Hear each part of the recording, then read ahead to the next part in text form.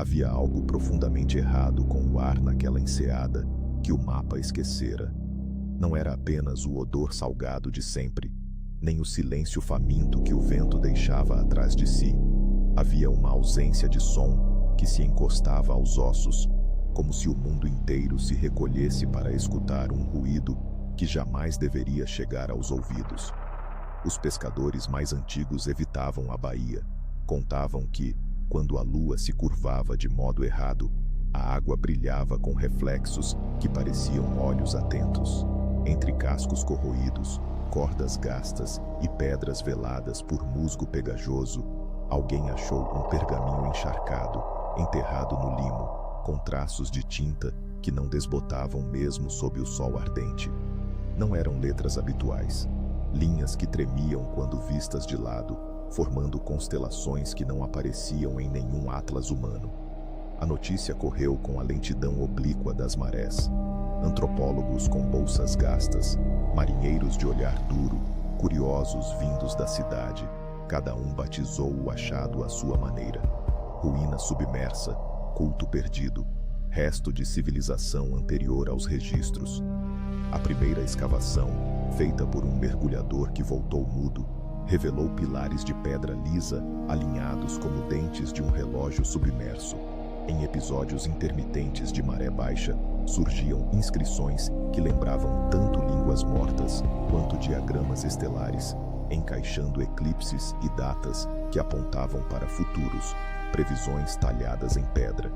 As lendas locais diziam que, certa noite de chuva, lâmpadas do fundo do mar subiam como vagalumes e cantavam uma melodia que se entendia mais com o corpo do que com os ouvidos. Vozes de uma gente que conversara com o céu, deuses que não precisavam de templo porque habitavam as curvas das órbitas. Uns ligaram isso a ilhas afundadas, outros a estrelas que desapareciam do mapa. Havia, porém, algo que a ciência não alcançava. As estrelas do pergaminho não obedeciam ao tempo humano. Seus alinhamentos falavam de céus alterados, girando em siglas que remendavam e desmanchavam eras. A obsessão subiu como maré alta. O jovem coordenador dormia ao lado do pergaminho, e jura-se que os sinais mudavam quando ele piscava. Colegas notaram olhos fundos, conversas cortadas, listas de números que não pareciam datas. A equipe, antes metódica, transformou-se em colagem de suspeitas. Câmeras filmaram passos sem dono, e um diário apareceu rasgado. As últimas páginas com nomes, locais e um desenho repetido. Um círculo com setas voltadas para o centro. A lógica, com estranha elegância, começou a ruir. Quem descreve uma história sob a água, quem lê um tempo não linear, perde o fio que prende seu próprio passado. A paranoia entranhou-se como ferrugem. Alguém disse ouvir, junto às pedras, um sussurro de pressão que ordenava silêncio e evocava promessas. Outro sonhava com uma cidade em espiral, ruas feitas de luz, estátuas que se curvavam para onde ninguém estava. Sorrisos rarearam. Falar tornou-se risco, como se a linguagem convocasse algo. Coincidências viraram sinais. Um alinhamento descrito no pergaminho ocorreu numa madrugada sem aviso. O mar trouxe cerâmica coberta por símbolos que tremiam ao toque. A realidade acomodou essa nova gramática, mudando de respiração por um sonho alheio. A revelação não chegou em clarão, mas em um deslizar. Numa noite sem lua, as colunas submersas abriram-se como bocas de pedra.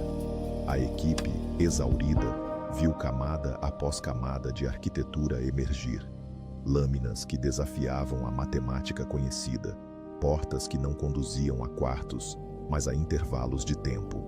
Numa câmara havia um altar, e sobre ele um objeto que era, ao mesmo tempo, astrolábio e coração fossilizado.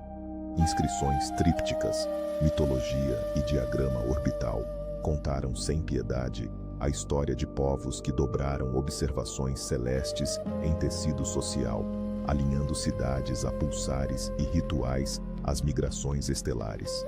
Eles não adoravam deuses. Os deuses eram ajustes do cosmos, mecanismos de memória que reinstauravam eras. O detalhe proibido veio em linhas brancas, finas como fissuras no pensamento. Essas sociedades não sucumbiram por cataclismo, mas por memória. O mundo, ou um arranjo do mundo, lembrava-lhes algo que forçava o esquecimento. Para sobreviver, gastaram sua cultura em liturgias de apagamento, erguendo câmaras para invocar o esquecimento quando o céu mudava demais. Tornaram-se curadores do esquecimento, guardiões de um silêncio que mantém o universo habitável. O pergaminho? Um erro de memória. Alguém escrevera demais, e as letras, impermeáveis ao tempo, boiaram até mãos humanas. A confrontação foi com a ideia de perdão cósmico. O universo administra ciclos, trocando lembranças por estabilidade. Entender isso foi decifrar uma sentença que condena a curiosidade. Saber demais chama a lembrança, e a lembrança corrói. Alguns perderam identidade, outros tatuaram símbolos na pele, crendo que a carne poderia furtar memórias ao esquecimento. A última imagem das escavações foi de figuras na areia, rabiscando mapas no suor, codificando memórias em gestos que não pudessem ser lembrados com demasiada justiça. Quando os sobreviventes fugiram, a maré fechou como uma porta. O pergaminho saiu em mãos incertas, entre esconder e acaso. A imprensa rotulou tudo: achado arqueológico, histeria coletiva, fraude.